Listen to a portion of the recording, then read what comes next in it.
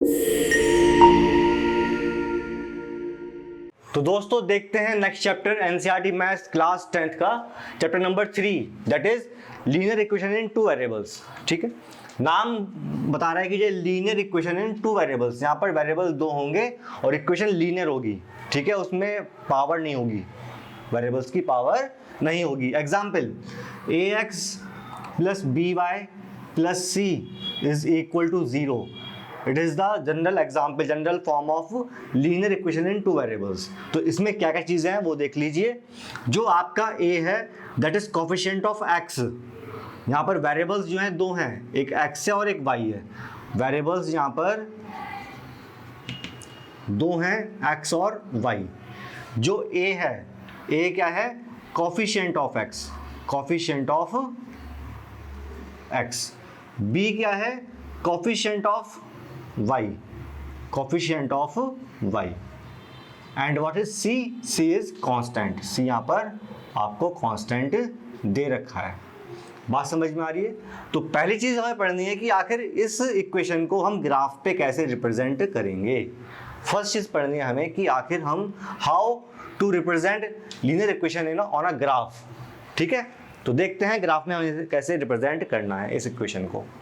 तो उसके लिए मैं एक एग्जांपल लेता हूं और फिर ग्राफ इसका ड्रॉ करके दिखाऊंगा आपको। मुझे दे रखा है example, suppose 3x plus y is equal to 7।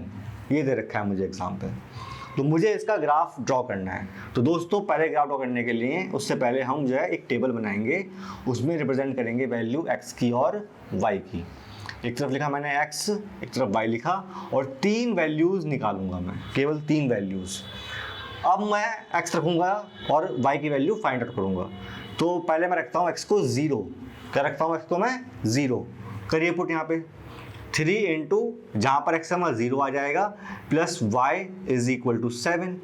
3 into 0 is 0 plus y is equal to 7। तो यहाँ से y कितना आ गया? y आ गया 7। तो y की वैल्यू यहाँ पर 7 आ जाती है। नेक्स्ट मैं रखता हूँ x को 1, रखो 1। 3 into 1 plus y is equal to 7। तो 3 plus y is equal to 7, y is equal to 7 minus का 3, मतलब y की वैल्यू यहाँ से 4 आ जाती है। बात समझ में आ रही है? नेक्स्ट मैं रखता हूँ x को वैल्यू 2। क्या रखता हूँ? 2। तो 3 multiply 2 plus y is equal to 7।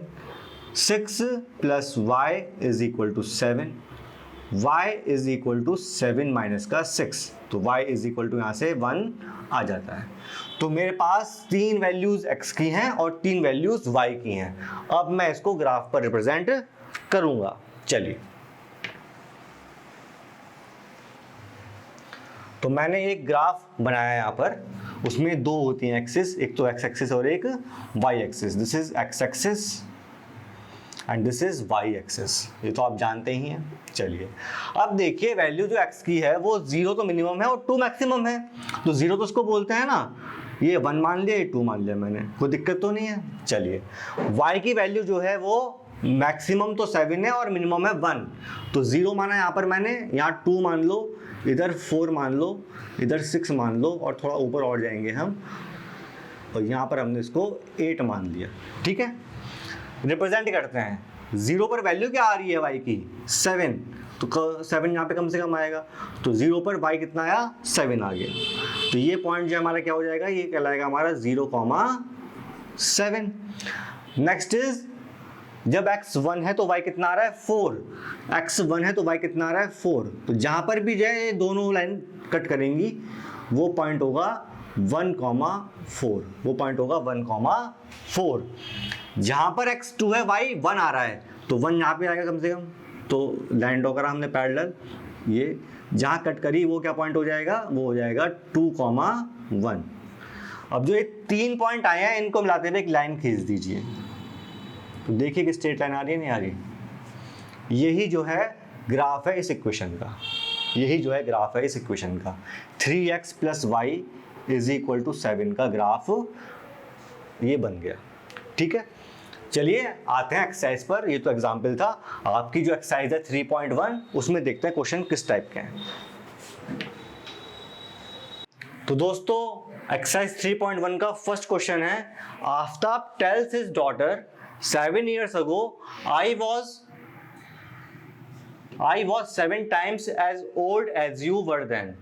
Also 3 years from now I shall be 3 times as old as you will be. Represent in linear form and draw graph. तो क्या कह रहा है इस क्वेश्चन में समझते हैं। आफ्ताब कह रहा है अपनी बेटी से कि 7 साल पहले मैं 7 टाइम्स था जितनी आपकी एज थी। 7 साल पहले जितनी आपकी एज थी उसका मैं 7 टाइम्स था। और आज से 3 साल बाद मैं आपकी एज का 3 टाइम्स होऊंगा। आज से 3 साल बाद मैं आपकी एज का 3 टाइम्स हो जाऊंगा। इस चीज को हमें लीनियर फॉर्म में रिप्रेजेंट करना है। तो दोस्तों यहाँ पर 2 चीज हो गई ना, एक तो आफ्ताब है और एक उसकी डॉटर है। तो 2 वेरिएबल है यहाँ पे। यहाँ वेरिएबल है आफ्ताब भी और डॉटर भी, ठीक है।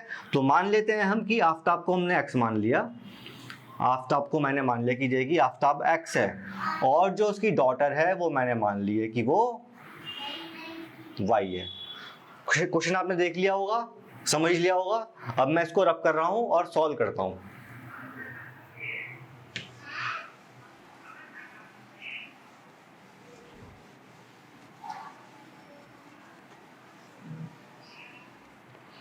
तो दोस्तों क्या बताया मैंने भी आपको कि आफ्ताब को हमने माना x और जो उसकी डॉटर थी उसको माना मैंने y। जो डॉटर थी उसको माना मैंने y। क्या बोला फर्स्ट कंडीशन कि 7 years hence, 7 साल पहले, 7 years ago सॉरी, 7 साल पहले। भाई 7 साल पहले माना मेरी एज अगर अभी 25 years है तो 7 साल पहले मेरी एज कितनी होगी? 18 होगी, नहीं होगी?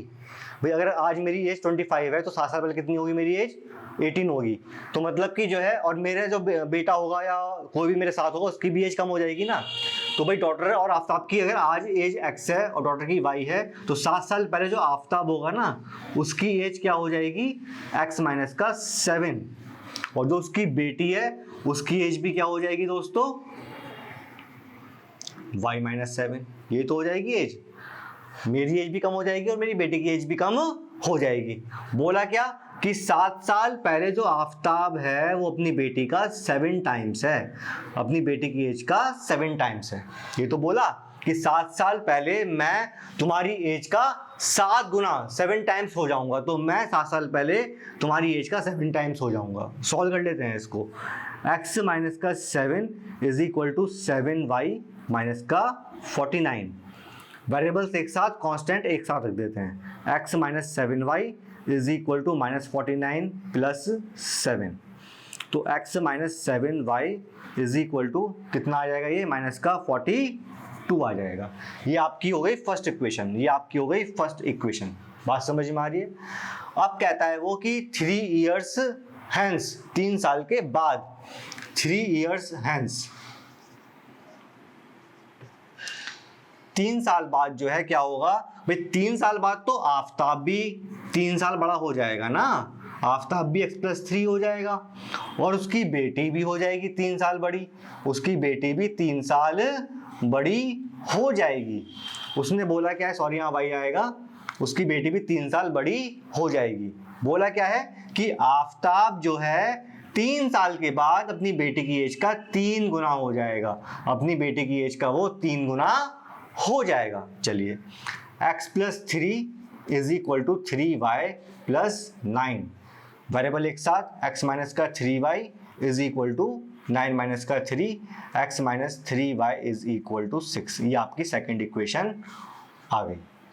तो हमारा फर्स्ट पार्ट तो हो गया कि जो रिप्रेजेंट इन लीनियर फॉर्म, तो ये रिप्रेजेंटेशन है। एक फॉर्म ये आई है 7 साल पहले की, और ये आपकी 3 साल के बाद वाली। ये 2 इक्वेशन बन के आ गई हमारे पास। इनको सॉल्व करके हमारा x और y की वैल्यू आएगी। सॉल्व करना है यूजिंग ग्राफिकल मेथड। क्या बोला गया यहाँ पर? क्वेश्चन में बोला था कि आपको सॉल्व करना है यूजिंग ग्राफिकल मेथड। अब इसको हम सॉल्व करते हैं दोनों इक्वेशन को।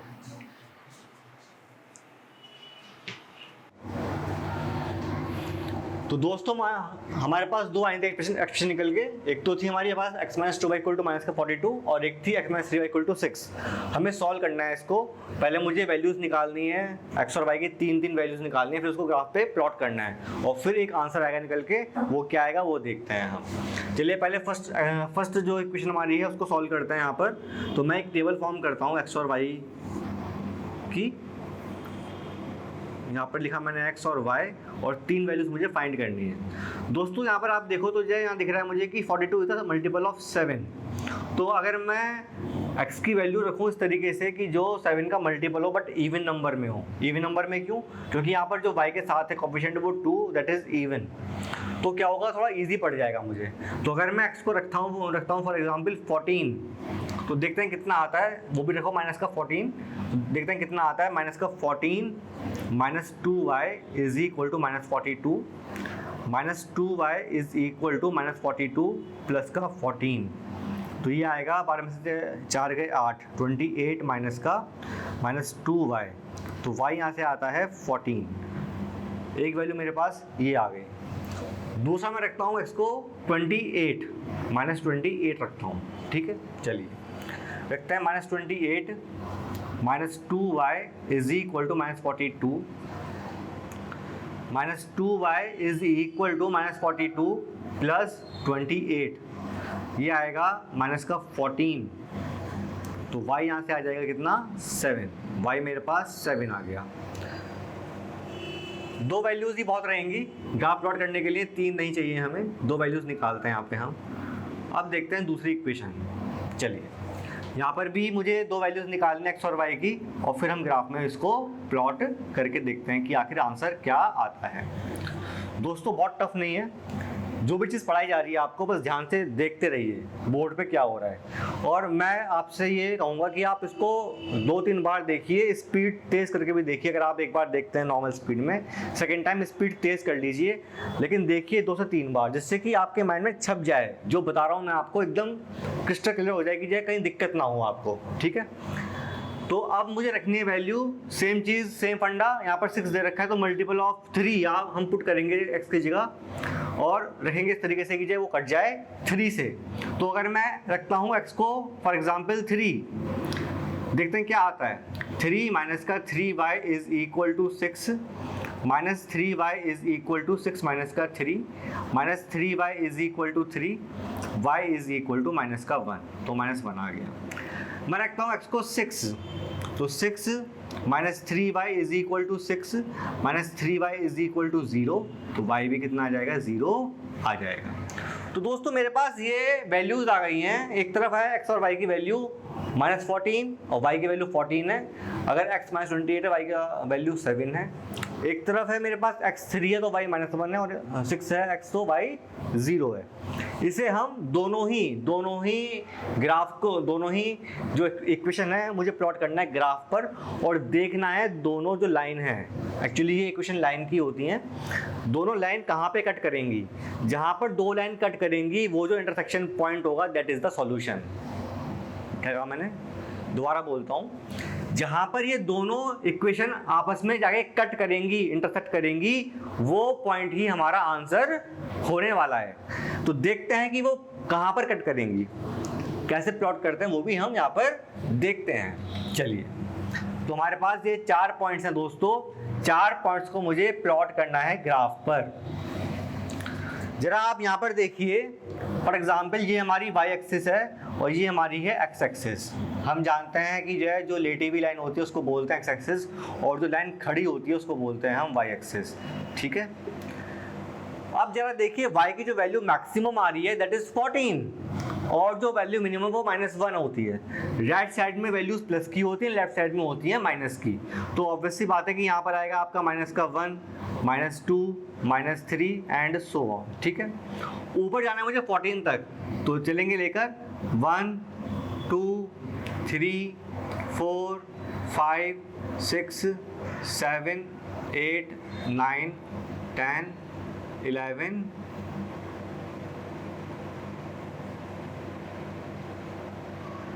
12, 13 एंड 14। चलिए सिमिलरली अगर आप देखेंगे x में, तो x में जो है जो वैल्यू नेगेटिव में है maximum minimum value that is -28 और जो वैल्यू मैक्सिमम है दैट इज 6।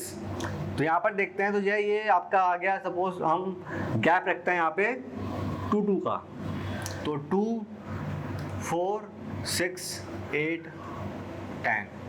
इधर आते हैं माइनस का 2 माइनस का 4 माइनस का 6 माइनस का 8 माइनस का 10 माइनस का 12 माइनस का 14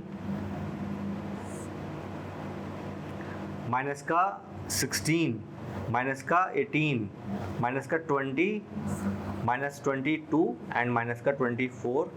बहुत बड़ा हो गया है तो कोई बात नहीं, -26 एंड -28। तो दोस्तों -14 के साथ y कितना है 14, तो ये हमारा -14 है और y 14 यहाँ पर, जहाँ पर ये दो लाइन आपस में कट करेंगी वो हमारा पॉइंट होगा। तो this is the point where x and y cuts. तो ये पॉइंट हो गया -14 14। अगला है -28 और 7। तो -28 पर y कितना है आपका 7 ये रहा हमारा, चलेंगे लेके इसको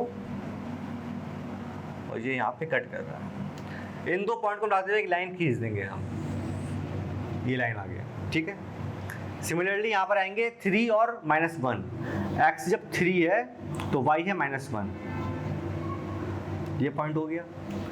और जब x 6 है तो y 0, मतलब कि पॉइंट ये वाला हो गया। इनको मिलाते हुए लाइन हम खींचेंगे। तो दोस्तों ये कहीं पीछे जाके मिलेंगी, तो इस बोर्ड पर तो जो है नहीं हम सॉल्व कर सकते इस चीज़ को, लेकिन अगर आपको सॉल्व करना है तो जो है इसके मेथड आगे नेक्स्ट एक्सरसाइज में आएंगे कि दो इक्वेशन को सॉल्व कैसे करते हैं। ये आज हमने ये सीख लिया कि आखिर अगर हमें ग्राफ, अगर हमें दे रखी है एक्सप्रेशन, तो उसको ग्राफ पे प्लॉट कैसे हमें करना है वो हमने यहाँ पर सीख लिया है। ठीक है दोस्तों, तो चलते हैं अगले क्वेश्चन की तरफ। तो दोस्तों सेम एक्सरसाइज का नेक्स्ट क्वेश्चन देखते हैं हम, क्वेश्चन नंबर 2। आपको इसमें बोला है कि देखिए एक क्रिकेट टीम है, उसमें एक कोच ने कहा कि भाई आपको 3900 रुपीज़ में परचेज करने हैं 3 बैट एंड 6 बॉल्स। बात समझ में आ रही है?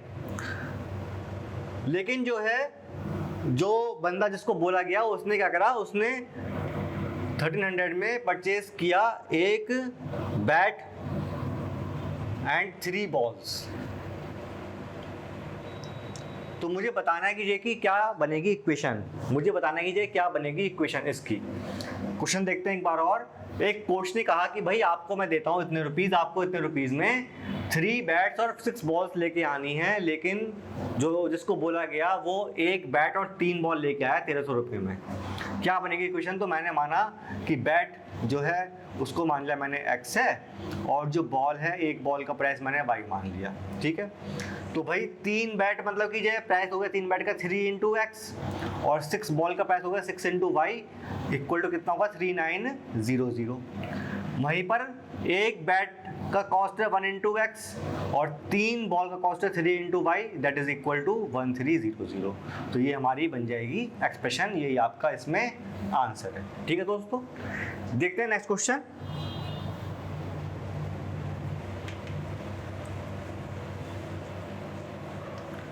तो नेक्स्ट क्वेश्चन हमारा बोलता है यहाँ पर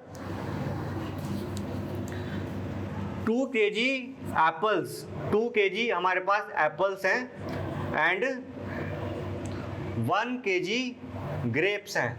2 kg एप्पल्स 1 kg ग्रेप्स का जो कॉस्ट है वो 160 रुपीज़ है। एक महीने के बाद आफ्टर 1 मंथ जो 4 kg एप्पल्स हैं, 4 kg apples and 2 kg grapes का वेट जो है वो हो जाता है कितना, प्राइस कितना हो जाता है 300 रुपीज़। तो हमें बनानी है इसको इक्वेशन। तो भाई सेम क्वेश्चन है, हमने मान लिया कि जो कि 1 kg एप्पल का जो प्राइस है, 1 kg एप्पल हमारे आते हैं कितने रुपीज़ के, रुपीज़ x के, और 1 kg ग्रेप्स मैंने मान लिया वो आते हैं मेरे रुपीज़ y के। तो भाई 2 kg एप्पल आएंगे 2x के और 1 kg ग्रेप्स आएंगे 1 y के, equal to 160 rupees. Similarly 4 kg apple आएंगे 4x के और 2 kg ग्रेप्स आएंगे 2y के इज इक्वल टू 300। तो ये हमारी इक्वेशन है, ये हमारा आंसर। सॉल्व कैसे करेंगे इसको वो आएगा। ये हमारी केवल जो एक्सरसाइज है 3.1 केवल बताना है इसमें क्या कि आखिर इक्वेशन कैसे बनेगी, इक्वेशन कैसे फॉर्म करनी है वो यहाँ पर बताया गया है आपको। सॉल्व कैसे होगी उसके मल्टीपल मेथड्स हैं वो हम सीखेंगे आगे। तो इसीलिए आप चैनल को सब्सक्राइब करिए, लाइक करिए और जो बेल आइकन है उसको प्रेस कर दीजिए, जिससे कि नेक्स्ट वीडियो आए तो आपको मालूम चल जाए कि कब हमने इसको पब्लिश किया है। ठीक है दोस्तों, यहीं पर ये एक्सरसाइज खत्म हो जाती है 3.1